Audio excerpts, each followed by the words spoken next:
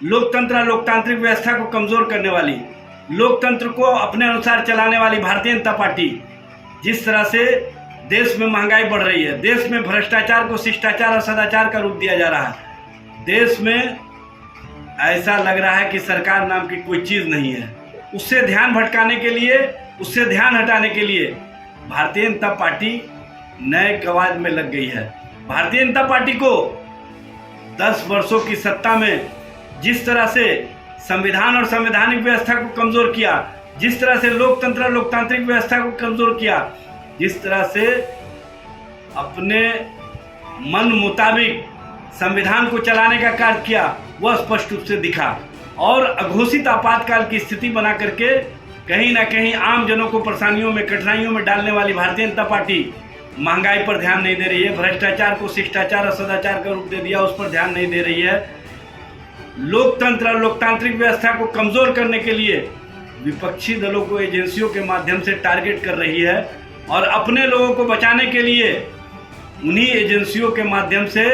Supplementary chargesheet में उन लोगों का नाम हटवाने का काम कर रही है। भ्रष्टाचार को शिष्टाचार और सदाचार का रूप देने वाली भारतीय जनता पार्टी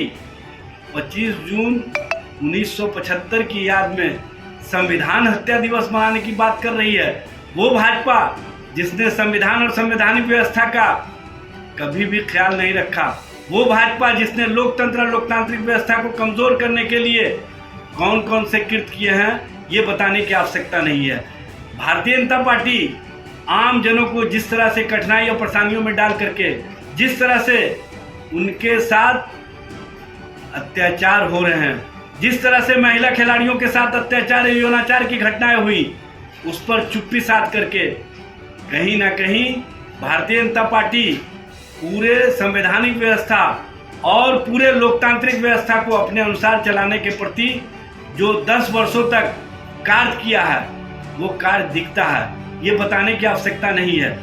अगर आपको हमारा वीडियो पसंद आया हो तो बिहान इंडिया के चैनल को लाइक कीजिए, सब्सक्राइब कीजिए और अपने परिवार और अपने दोस्तों के साथ शेयर करना ना भूलें। साथ ही हमारा बेल आइकन भी जरूर दबाएं और हमारा चैनल ट्विटर, फेसबुक और यूट्यूब पे है, तो तीनों जगह अपना सपोर्ट जरूर दिखाएं।